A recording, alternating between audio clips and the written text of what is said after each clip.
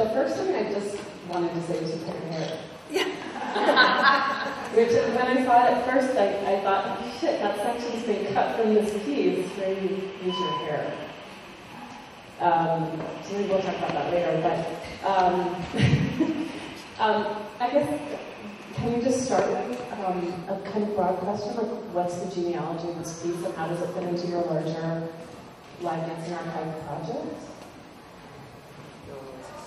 Can you start with something more specific? Sure. I'm sorry. Something more specific? Yeah. But it's still going to be complicated. Okay. Because I think the work is complicated. What's archival about this piece? Great question. As many of you probably know, did a large project, a navigational dance project from 2000 to 2004, in which myself and 4 other dancers and the videographer Robin Baclo, but that was just off the memory. Sorry. We followed the migrations of gray whales in the spring of 2001 from Mexico up to Vancouver Island in Canada. It took about 8 to 10 weeks. All the performances were outdoors. Many of you know this. There was panels and discussions and movement workshops, navigational movement workshops with the general public. We collaborated with small arts and environmental organizations. We did a similar project following ospreys from their nesting grounds of Maine down the Atlantic Flyway through Cuba to Venezuela. And then we followed ducks and geese with the Mississippi Flyway. And then after that, I just continued doing work that was working with and researching environmental phenomena. I did a project on the Ridgewood Reservoir here on the border of Brooklyn and Queens, project on the Muhammad Aquifer in Illinois, and a project on the New York City watershed. And I felt that through these projects, my body had accumulated a kind of knowledge about ecosystems that I needed to investigate. So Live Dancing Archive became the vehicle for me to investigate that through my dancing body, but also through all the archival materials that specifically focused. I started with the osprey migration. So Robin Baclo had shot 50 hours of video of the project, and we had written journals, and there were a lot of photographs and posters and ephemera. So I felt like that, in conversation with Robin, that needed to be archived in some way and made available, because there's all this research into and examples of environmental education and interpretive models, and it was such a long time ago. Like, the world was quite different just 12 years ago, you know, in terms of how we thought about sustainability and ecosystems and environments. Things have really changed. So I wanted to archive that. At the same time, I really wanted to access what this was that I felt that was in my body and reveal it. So I'm really proposing that dancing is an archival system for ecosystems, especially improvisational dance, which is indeterminate and always changing. It seems like a great kind of vehicle for archiving. And then Robin's video is here also on display. It's like a 160-minute loop. And it's edited down from those 50 hours, and it's really, I find it just very relaxing to watch. If you don't have time to go on vacation, but you need something of time, just come here in the theater tomorrow, and you just sit, there's bean bags, and it's dark and quiet, and it's just beach extending out into the distance. How much of what's on the video that is here is echoed in the performance that you guys did tonight? So the dance material, so then it's an archival project in the body, right? So I went really quite literally to learn this dance material from the video. And with that 50 hours of videotape, there's probably 30 of that is dancing. It took, I was like, how am I going to choose what to learn? So the actual dance material this first iteration of this was a solo, was 4 3-minute solos that were danced on Overcoat Beach, one after the other, we had this score where one person would dance for 3 minutes, and then the next person would use that dance as the map for their dance, and the next person would use those two dances as their map. It was like an accumulation of information. So there's a large section, kind of right after the first section, where you can see that. There's those 4 phrases that we all learned, and we're doing them simultaneously. So there's kind of layering of those 3 minutes over time that you could do with choreography that you wouldn't be able to do. You could do it with video probably, but so that's a major portion of it. And then there's one phrase, the grass phrase, that's from Cape Cod. That's the opening section that Val did, and then the 3 of us do it. And there we improvise within that. We use that grass phrase as a kind of system to instigate the improvisational material. It's a kind of weather that we use. And then the last part, because now I had dancers to work with, or other dancers to work with, there's a quartet at the very end that we're switching between parts, but that we learned off the video. And then the rest is improvised, based on scores that we did from the Osprey migration. So scoring also becomes an archival method. And what else? Then when I did the solo, I was referencing these other things that come through my history. When we're singing, when we did the solo, I lip-synced to Anthony and the Johnsons' Bird Girl.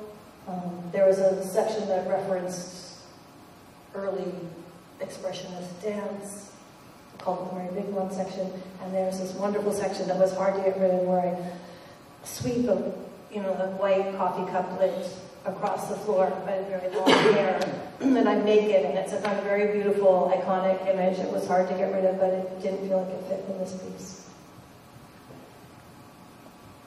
I'm wondering, to bring some other of the folks here into the conversation, a couple of things. One is, I don't know if this is true, Jenny, but it felt to me like this piece is pedagogical, like that that you're trying to teach the people you're working with something, and also you're trying to teach the audience something.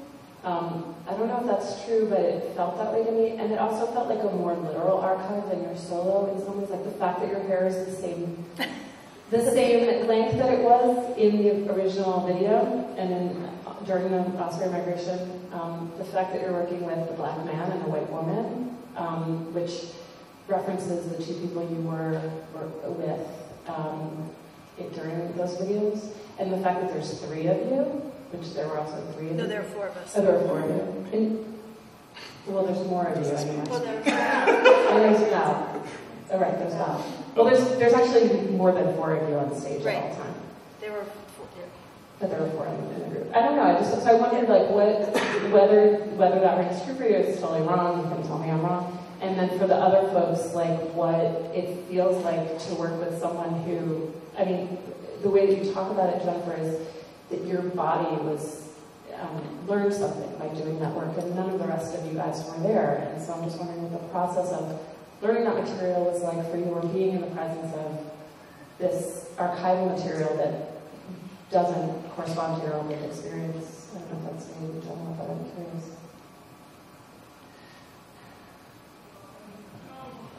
Hello? Well, pedagogically, I don't know how to answer the question of pedagogy, but I do know that when I moved to New York, Jennifer's class at Eden's Expressway was the first dance class I had taken when I moved to New York. So there's this relationship I have to her pedagogy, the pedagogies that live within her body that have become really important to me over the last, I guess, I don't know how long I've known you, but over that period of time and working together in Illinois, that's been like deeply affecting. So there's something about her body that has kind of created this archive, this reservoir of information in my own.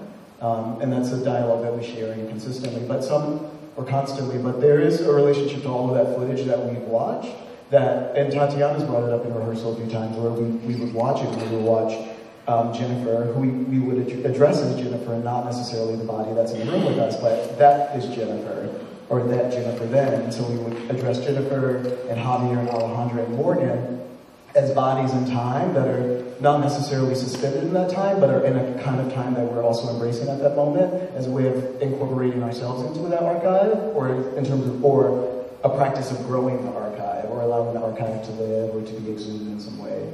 So, and maybe if I sort of look at it differently, there is a kind of pedagogical practice in that, but it's really about sort of extending the practice and maybe even extending the history and unchambering it and letting it come to a sort of bodily surface.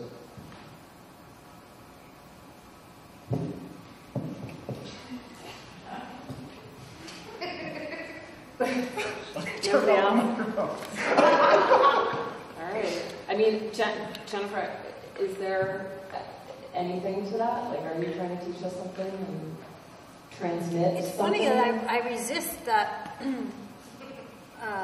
Like, there is, it's more like a kind of sharing, I think, you know, or like expanding, or I use the word transmit, like transmission. Like Niall said, learning this material with them in the room completely changed it. The kind of details and specificities they saw, like my dancing has changed from dancing with them. You know, it's more like the practice that maybe is pedagogical, but I'm coming from you, yes. I mean, I kind of see pedagogy everywhere. Yeah, exactly, and you know. But there is something really striking that I noticed, and we can open it up to the rest of the folks to ask questions in a minute, but the difference in ages between you guys, and the fact that you are a teacher, and that Niall, at least I know Niall was your student, I don't know about Tatiana, the others. But there's a way that, it's not nostalgia, but there's a way, there were moments, like when you were chasing Niall around the horizon, that felt really like mortality oriented, and there was another moment when you talked to Tatiana dancing that felt like you were dancing with your previous self in some way, but it feels like there's a lot of an attempt to recapture something that's slipping away, or it slipped away, is gone, it's a memory. And one way to capture that is to teach it to other people. I was going to say about Tatiana, like she was the dresser in the solo, so she witnessed every single performance that I ever did. So she has an archive of the solo that nobody else does, and so that's very important to me. I think deeply inside the piece is a sense of absence or loss. I think my work with environmental systems is kind of driven by wanting to grapple with what feels like loss, and I think it's particular to my own history of growing up in the Southern California desert, which has changed so radically in my lifetime. I'm sure all of you, the landscapes you grew up in, have changed radically. And to embrace that kind of change through a system like dance that's always changing, or through a body like mine that's changing over time.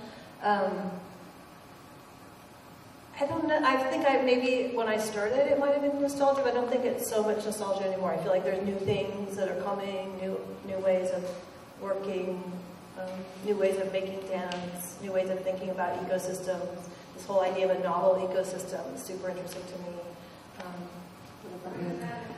A novel ecosystem is a term that scientists use now to recognize ecosystems that are coming into existence that have never existed before due to these shifts in environment and climate change. I don't really like to use that word, climate change, for many reasons. We don't talk about that. But also they're trying to design ecosystems that will adapt to climate change. So they're trying to design agricultural systems that will deal with the temperature raise in the next 20 years, things like that. And at first that's kind of a terrifying idea, but I'm trying to think about it, in a more radical and exciting way. I don't know how much time we have left, and I wondered if other folks in the audience had some questions. I have tons more I could ask, but I just want to, I don't know if anybody knows so much about the sound and the leg, but the sound particularly is really fascinating to me and really, really shapes the piece. Yeah. Hello everyone. So the sound portion of the piece is all live radio transmission. So back at the table there is a series of radio transmitters and radio receivers. The radio is a thing that you use in your car sometimes. You might use it when you take a bath. It doesn't require any digital technology. It's something that I think is really fitting for dance in particular. People usually talk about the radio and this idea of the disembodied voice. In other words, you turn on the radio and you hear someone and you don't know who they are or where they are. It's sort of coming to you. And I kind of think of radio as a complete opposite, and this piece is a good example. So I'm using really shortwave or low power shortwave radio broadcasts that's powered by mainly 9-volt batteries, so I can touch them and not get electrocuted. And when people kind of move closer to the system, it's super sensitive. So if we all went over and stood around the table, it would change the sound. If one person comes closer, it changes the sound. If my hand moves closer, and so on. So it's kind of this idea that that the dancers can not only affect the way that the sound is being produced, but also things out in the world outside of this bunker kind of safe space of the theater. So like weather phenomena, your cell phones, if everyone made a phone call right now, would definitely spike my sound.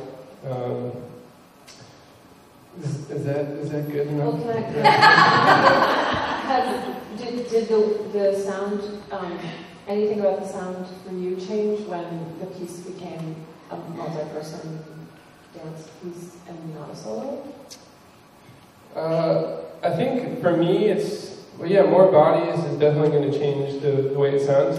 For me, I mean, the radio always poses this like totally existential crisis of like who you are, where you are, and then like kind of who's out there is what I think about when I'm playing the radio or listening to the radio.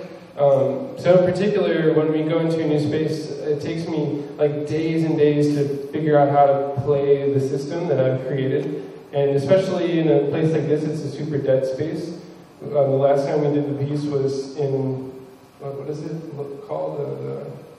The Sky Room. Here.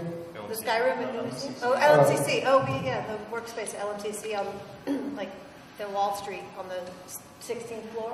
Yeah, so being up really high is totally different for me than being underground or something like that. So, I mean, I think it has everything to do with time and place and who's in the room, for sure. And we oftentimes struggle with like asking if we should turn the audience cell phones off. Like last night, they had like some like really cheesy Verizon ringtone happen. But not only is he going to hear that, it might like totally screw up everything I'm doing in the back. But I'm up for that challenge. So.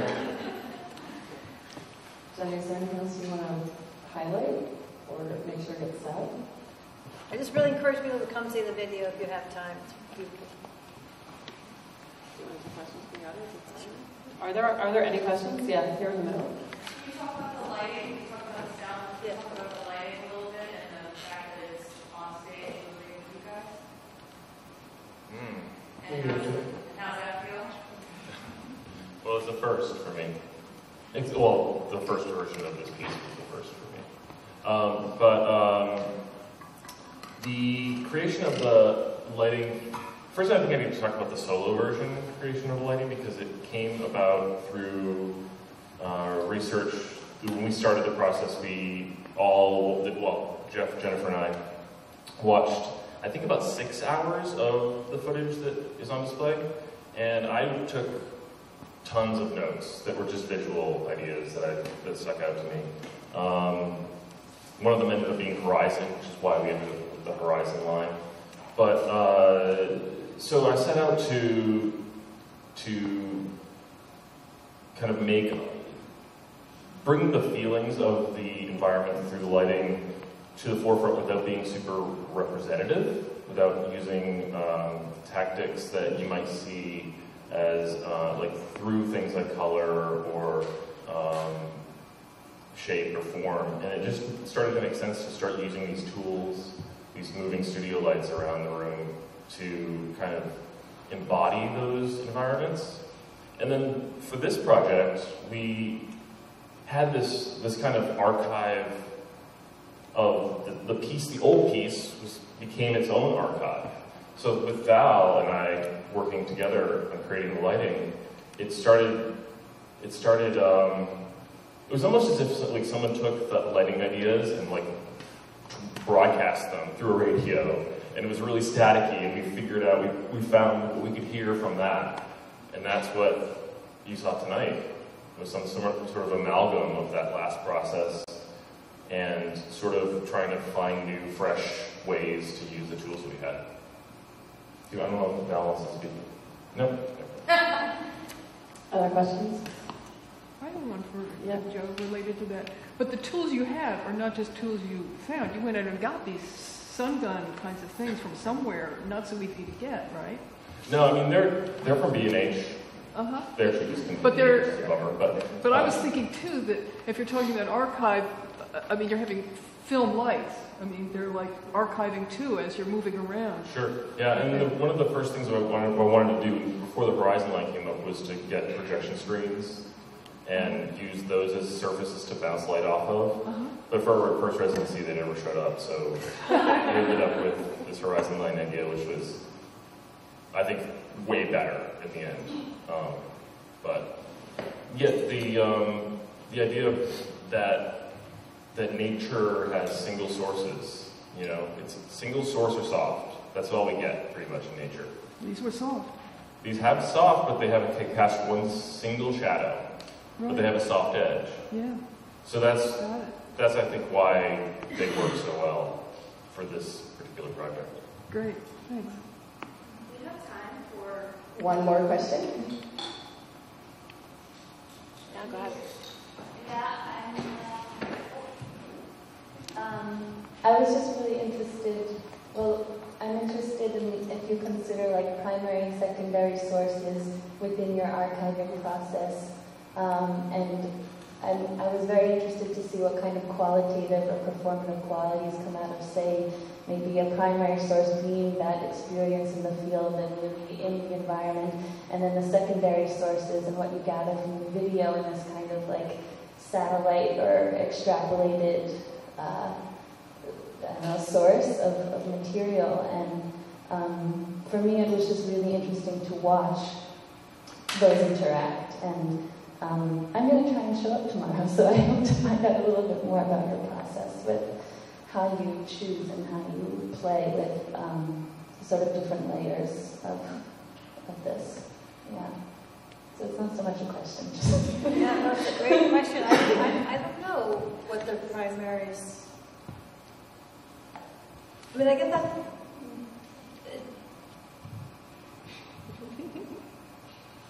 Like my dancing has way down in the cellular level somehow the experience of watching those dances and doing them, but it's not a tangible, or you can't actually, you know, that's the thing about dance, right?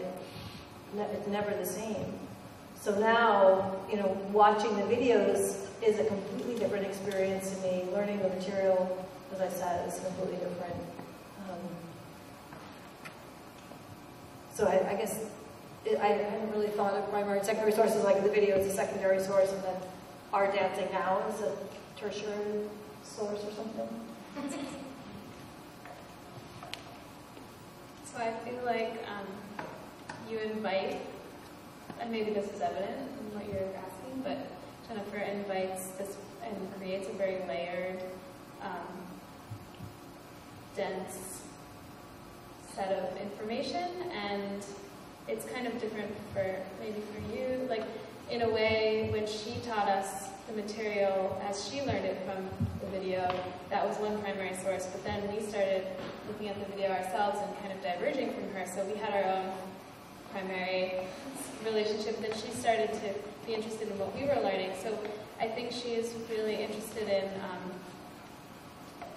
it's not a reenactment, but she's really interested in like disturbance, like disturbing her own knowledge and like questioning her own memory, and like creating these shifting worlds where our live bodies are also a primary source, and so there's this really, it's just very rich as a performer, and there's just in any given moment so much that I could grab.